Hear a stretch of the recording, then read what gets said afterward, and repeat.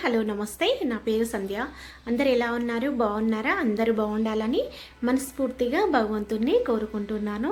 ఈరోజు శుక్రవారం కదా, తొందరగా లేసాను. ముందుగా అయితే ఇంట్లో పనులన్నీ పూర్తి చేసుకొని పైకి వచ్చాను. తెల్లవారిపోయిందండి పైకి వచ్చేసరికి.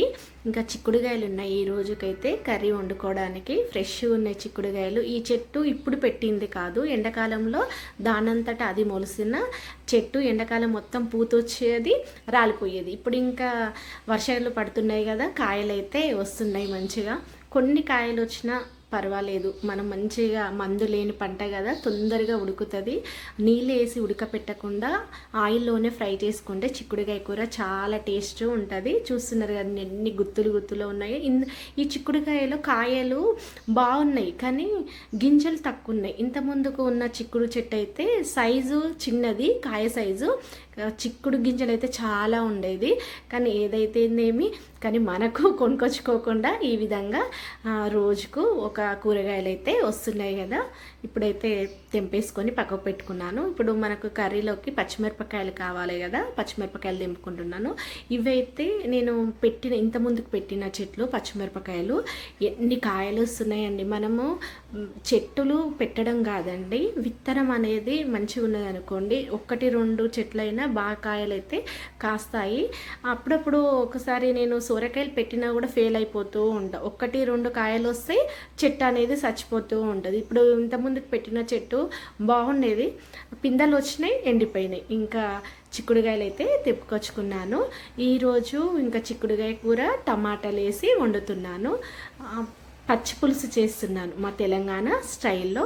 మీకు నచ్చితే ఒక్కసారి మీరు ట్రై చేయండి, చాలా బాగుంటుంది. ఈ పచ్చి పులుసు ఎలా చేసుకోవాలి అంటే, పచ్చిమిరపకాయలను ఈ విధంగా కాల్చుకొని చేసుకుంటే టేస్ట్ బాగుంటుంది.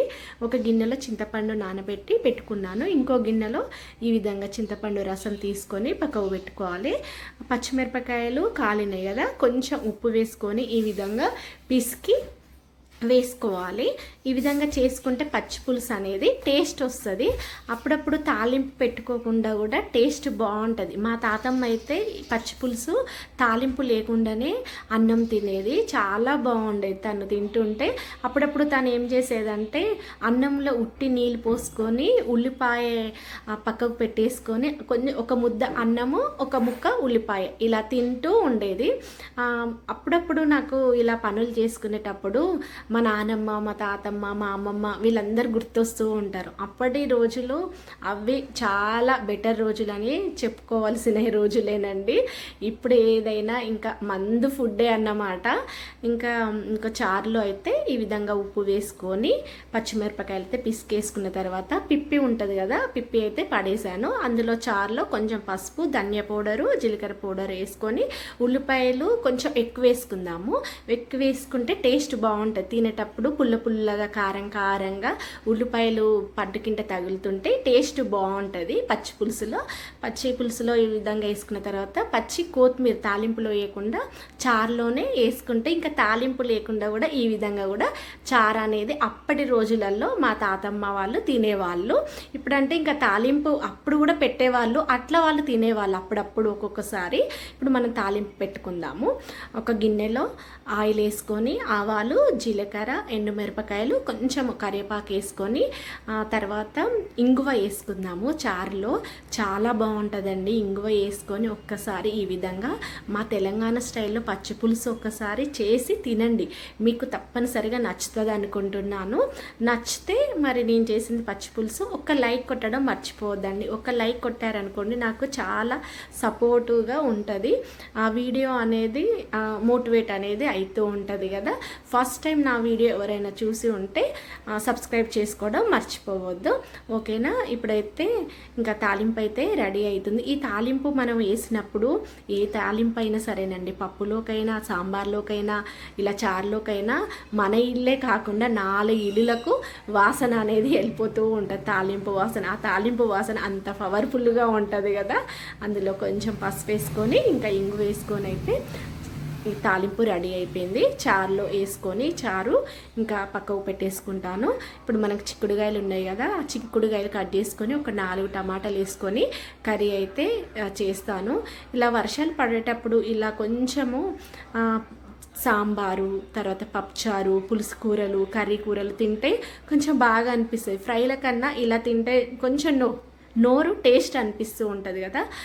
ఇప్పుడు మా పాపకైతే 2 ఎండు ఖర్జూర నానబెట్టినవి, 4 బాదములు ఇస్తున్నాను. నేను కూడా తిందాం అనుకుంటున్నాను. కొంచెము కాళ్ళు చేతులు లాగుతున్నాయి. మనకు ఆడవాళ్ళకి ఐరన్ తక్కువ ఉంటుంది కదా. ఇలా నైట్ నానబెట్టుకొని ఇవి జ్యూస్ చేసుకొని కూడా తాగొచ్చు. ఇంకా మనం పొద్దున్న టైంలో కొంచెం బిజీగా ఉంటాం కాబట్టి అనుకుంటాము చేస్తాము, కానీ ఆ పని చేయలేము మన వరకు వచ్చినప్పుడు. ఇంకా అవి పాపకైతే ఇచ్చేసాను. ఇచ్చేసిన తర్వాత ఇప్పుడు చిక్కుడుగాయ టమాటా ప్రిపేర్ అయితే చేస్తున్నాను. స్టవ్ మీద గిన్నె పెట్టేసుకొని ఆయిల్ వేసుకొని జీలకర్ర, ఒక ఉల్లిపాయ కట్ చేసుకొని ఈ విధంగా వేసుకున్న తర్వాత ఫ్రై అయిన తర్వాత ఒక 4 పచ్చిమిరపకాయలు వేసుకొని అల్లం ఎల్లిగడ్డ పేస్టు వేస్తున్నాను. అల్లం ఎల్లిగడ్డ పేస్ట్ పచ్చివాసన పోయేంత వరకు ఫ్రై చేసుకోలేదు. వారం అవుతుంది అప్పటికప్పుడు ఇలా దంచి వేస్తున్నాను. టేస్ట్ బాగా వస్తుంది. టైం కుదరటం లేదు. ఇంకా ఇవాళ రేపో చూసి అల్లం ఎల్లిగడ్డ పేస్ట్ చేసి పెట్టుకోవాలి.